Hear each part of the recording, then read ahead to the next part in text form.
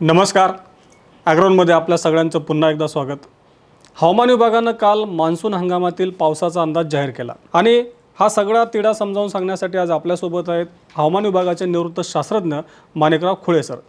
Sir, आपलं स्वागत आहे ॲग्रोनमध्ये. नमस्कार. सर, पहिला प्रश्न हाच आहे, आपण जर महाराष्ट्राविषयी बोलायचं झालं तर काल जो त्यांनी नकाशा प्रकाशित केला हवामान विभागानं, त्यामध्ये महाराष्ट्रामध्ये देखील सरासरीपेक्षा कमी पावसाचे संकेत दिसत आहेत. त्यांनी जो काही नकाशा दिला त्यावरून, तर नेमकं याकडे कसं बघायचं? महाराष्ट्रात पण कमीच पाऊस आहे का कसं आहे? महाराष्ट्राचं काही सांगता येईल का? महाराष्ट्रासाठी काय स्थिती हो? महाराष्ट्रासाठी सुद्धा पाऊस हा सरासरीपेक्षा कमी आहे. म्हणजे थोडक्यात तो पाऊस हा 90 ते 95% ह्या श्रेणीमध्ये मोडणार आहे.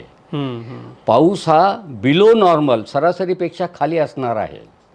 संपूर्ण महाराष्ट्रामध्ये पाऊस हा सरासरीपेक्षा कमी असणार आहे. फक्त 4 ते 5 अशी जिल्हे आहेत की त्या ठिकाणी तुम्हाला पाऊस हा सरासरी इतका आहे. अच्छा. म्हणजे त्याच्यामध्ये बघा, दक्षिण अहिल्यानगर इथं पाऊस सरासरी इतका दक्षिण आहे. अहिल्यानगर म्हणजे कोणते तालुके सांगता येईल आपल्याला? दक्षिण अहिल्यानगर म्हणजे मला वाटतं तो ड्राऊट प्रोन एरियाच आहे. पाथडी, तो जो एरिया आहे. हां हां. उत्तर नगर म्हणजे कोपरगाव, श्रीरामपूर, नेवासा, संगमनेर हा भाग येतो. बरोबर आहे. आणि दक्षिण नगर म्हणजे शेवगाव, पाथडी, पारनेर हा जो भाग येतो ह्या भागामध्ये, या भागामध्ये सरासरी पावसाची शक्यता असू शकते. संपूर्ण जिल्ह्यात नाही, पण तो भाग असा. अच्छा. त्यानंतर अमरावती, अमरावतीच्या जिल्ह्यातील काही भाग, जालन्यातील काही भाग, लातूरमधला काही भाग, विदर्भातला वाशिम, इथं पाऊस हा सरासरी पडण्याची शक्यता आहे. अच्छा. मग सरासरीपेक्षा तुम्ही दुष्काळ म्हणजे सरासरीपेक्षा कमी सांगतायत, पाऊस कमी म्हणतात. मग महाराष्ट्रात असा एखादा जिल्हा आहे का हो तिथं सरासरीपेक्षा अधिक पाऊस पडणे आहे ना?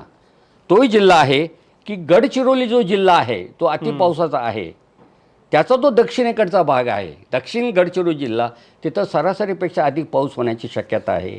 आणि तुम्हाला सांगतो, नागपूरच्या काही संपूर्ण नागपूर जिल्हा नाही, पण नागपूर जिल्ह्याच्या काही भागामध्ये सरासरीपेक्षा अधिक पाऊस पडण्याची शक्यता आहे. बरं. प्रश्न हा संपूर्ण पण ओव्हरऑल असा ही क्षेत्रफळ फारच कमी आहे.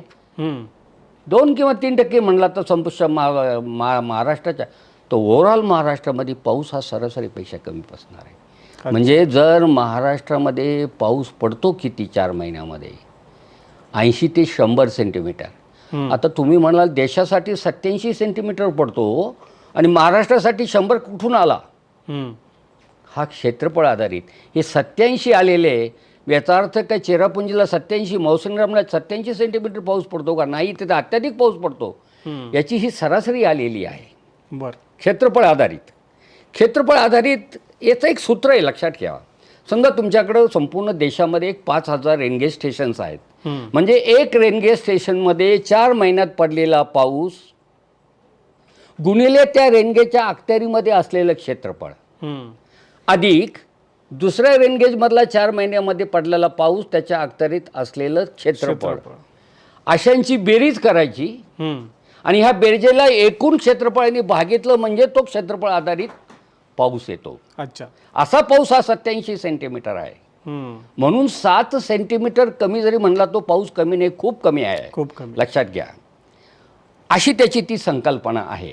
म्हणून महाराष्ट्रासाठी पाऊस हा कमीच आहे. आणि तुम्ही बघा, देशाच्या अंदाजामध्ये जर ज्यांना यामध्ये काही समजा टेक्निकली कळत असेल की ज्यावेळेस देशाच्या नॉर्थ ईस्टमध्ये अधिक पाऊस होतो त्यावेळेस महाराष्ट्रात नेमका पाऊस कमी होतो. बरं. असं आहे. त्याला बी मेट्रोलॉजिकल काही कारणं आहेत. त्याला जर डिबेट केलं तर त्याला आम्ही बोलू शकतो. आणि ह्या 2026च्या मान्सूनमध्ये नॉर्थ ईस्टमध्ये अरुणाचल प्रदेश, मिझोराम इकडे ह्या भागामध्ये पाऊस हा सरासरी आणि सरासरीपेक्षा अधिक आहे आणि महाराष्ट्रामध्ये पाऊस हा सरासरीपेक्षा कमी आहे. असं काय बरं मग ते पण आता त्याच्यामध्ये सिस्टम, आता तुम्ही तेवढा वेळ असेल तर मी नक्की सांगेल, पण एका वाक्य सांगण्याचा प्रयत्न करतो की ज्या सिस्टम बंगालच्या उपसागरामध्ये येतात त्या वायव्येकडे जाण्याऐवजी जर त्या ईशान्येकडे गेल्या तर तुमच्याकडचा येणारी आर्द्रता आणि पाऊस घेऊन तो पाऊस तिकडे जातो आणि तो पाऊस तिकडे गेल्यामुळे तुमच्याकडे पावसाचं प्रमाण कमी होतं. अच्छा. म्हणूनच ऑगस्टमध्ये ज्यावेळेस ब्रेक मान्सून येतो त्यावेळेस आपल्याकडे पाऊस कमी असतो. साधारण ऑगस्ट महिन्यामध्ये 11 ते 20 ऑगस्टच्या दरम्यान त्यावेळी ब्रह्मपुत्रेला पूर येतो. त्याचं कारणही तेच आहे, बंगालच्या उपसागरात तयार होणाऱ्या प्रणाल्या कमी दाबाचे क्षेत्र, डिप्रेशन किंवा डीप हे तिकडं पाऊस घेऊन जातात किंवा वारे असे वाहतात. कारण वारे हे बंगालच्या उपसागराने नैऋत्य दिशे घेतला, नैऋत्याकडून जातात, नैऋत्याकडून अशाकडे जातात.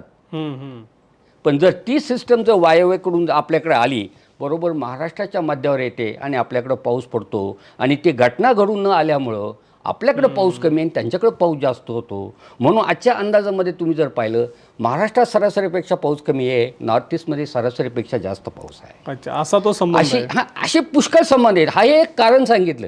बरं. अशा प्रणालीचे 4-5 कारणं आहेत. बरं, पण एक जस्ट तुम्ही म्हणले सांगाच म्हणून अशा पद्धतीने सांगण्याचा प्रयत्न केला. आपण सविस्तर पुढच्या एखाद्या मुलाखतीमध्ये त्यावर चर्चा करू. नक्कीच.